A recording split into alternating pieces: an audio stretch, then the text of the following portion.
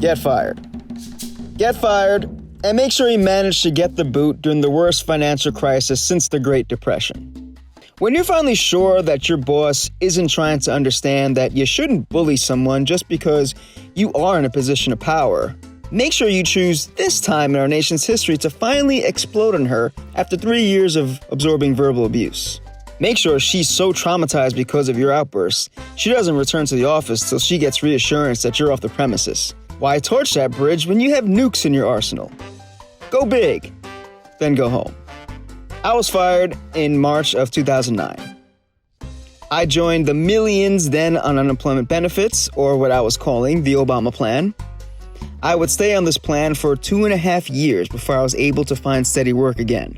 I was confounded by my generation's reaction to what was happening. We haven't had food riots yet, but there were casualties outside of department stores on Black Friday. We were trampling our neighbors for an opportunity to spend money we didn't have, not out of starvation or necessity. I had a recurring dream of an unemployed utopia, a nation on the dole. How I felt things perhaps should have been.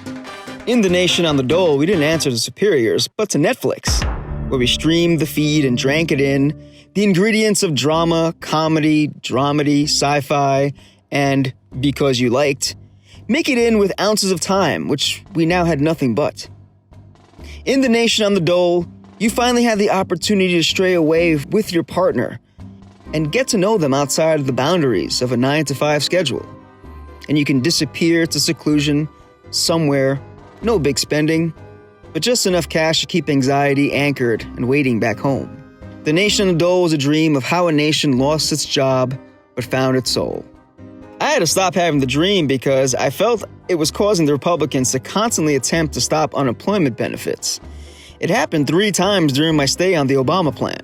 It was during these times that you knew the life of urban leisure you made for yourself isn't any kind of safety net.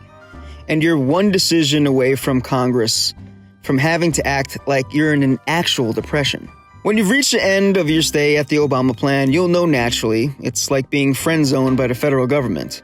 Now that you know you'll be leaving the nation on the dole and working again, who knows when the next time is that you'll get to possess your own schedule and get the opportunity to do absolutely everything and yet nothing, like you have been doing for the last 3 years. Now's the time to go on vacation. Escape is the only way to deal with what comes after the nation on the dole.